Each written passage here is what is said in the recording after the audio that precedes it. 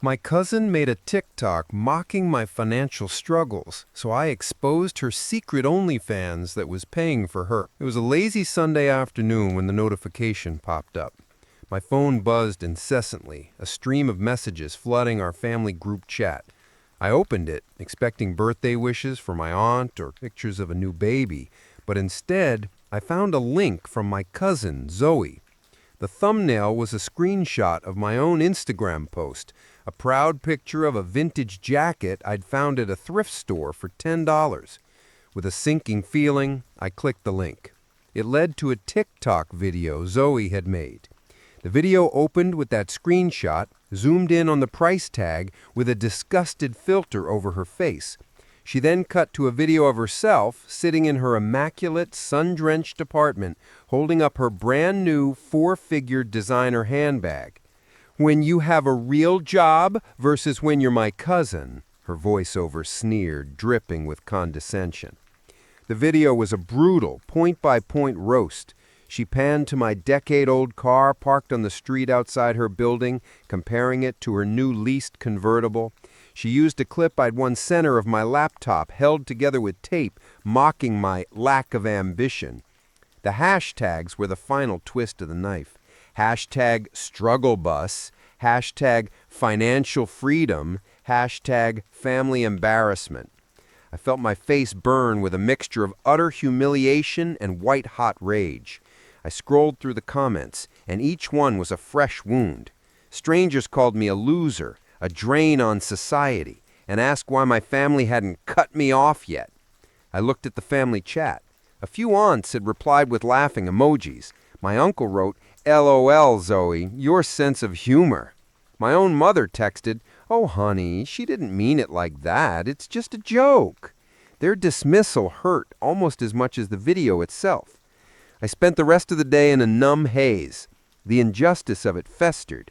Zoe, who had never worked a full-time, demanding job in her life, was lecturing me on real work.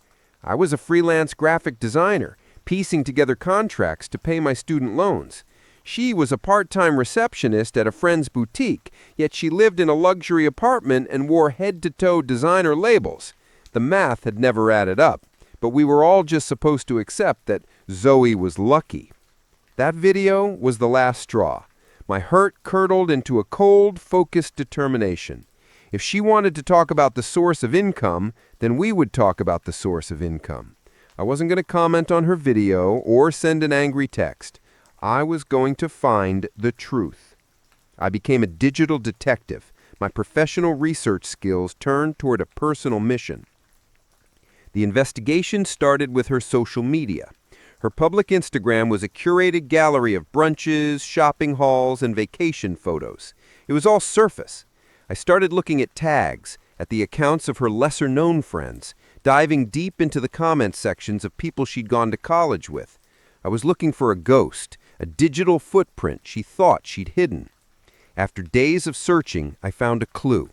A friend of a friend had commented on a very old photo of Zoe's with a cryptic inside joke and a winking emoji. I clicked on that person's profile. It was private, but her bio contained a link to her Twitter. And there, in her following list, amidst hundreds of accounts, was a username that made my breath catch. @GlimmerGirl94. The profile picture was a stylized, anonymous illustration, but the bio, a specific emoji sequence, and a mention of a tiny tattoo on her wrist was unmistakably Zoe. @GlimmerGirl94 was a private Twitter account, but its purpose was clear from the previews. It was a promotional feed, filled with provocative teaser photos and videos, all linking to an exclusive OnlyFans page. This was her secret. This was the real job that funded her financial freedom. I meticulously gathered my evidence, taking screen recordings and screenshots only from public pages. I wanted this to be untraceable to any kind of private hacking. It all had to be out in the open, just waiting to be found. The perfect opportunity arose 2 weeks later, our grandmother's 75th birthday party at a banquet hall. It was a full family affair, with everyone dressed in their best. Zoe, of course, was the center of attention, holding court in a stunning, expensive dress, holding her champagne flute just so. She was holding forth on her latest investments and the importance of hard work and traditional values. Then she made her fatal mistake. She looked directly at me across the room, a smug little smile on her face. "You just have to be smart with your money," she said, her voice carrying. "It's about choices. Some people choose to struggle. I choose to thrive." She was directly referencing her TikTok, reveling in her perceived superiority in front of our entire family. That was my cue. I had come prepared. I walked over to my uncle, who was controlling the photo slideshow on a large TV screen. "Uncle Dan, I made a little tribute slideshow for Grandma. Can I show it?" He happily handed me the laptop. The first few minutes were a hit. I showed adorable childhood pictures of Grandma, then pictures of her with all her grandchildren. Everyone was laughing and pointing, lulled into a sense of nostalgia. Then the slide changed. The familiar, cheerful music cut out. The next slide was a screen recording of the @GlimmerGirl94 Twitter feed. Graphic previews and explicit subscription prompts filled the giant screen. There was a collective, sharp intake of breath. The room, which had been full of chatter, fell into a deafening, horrified silence. Before anyone could process it, the screen split. On one side, the Twitter feed continued to scroll. On the other side, I had placed a montage, her TikTok video mocking my taped-up laptop, followed by a clear shot of her new designer bag, then a clip of her bragging about her new car, and finally a screenshot of her luxury apartment's rental listing. The connection was undeniable, brutal, and crystal clear. The source of her judgmental, lavish lifestyle was right there for our entire family, including our very traditional and conservative grandparents, to see. The silence broke. Zoe let out a strangled scream, a sound of pure, undiluted terror. She lunged for the laptop, frantically trying to yank the cable out of the TV. "Turn it off! It's fake! She's lying!" she shrieked, her face a mask of panic and fury.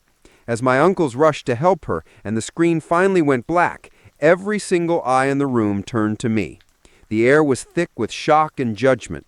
I looked around at my stunned family, my heart pounding not with fear, but with a fierce, calm finality.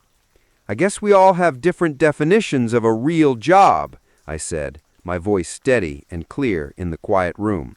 I didn't yell, I didn't gloat, I simply stated the fact and walked out, leaving the aftermath behind me. The fallout was nuclear.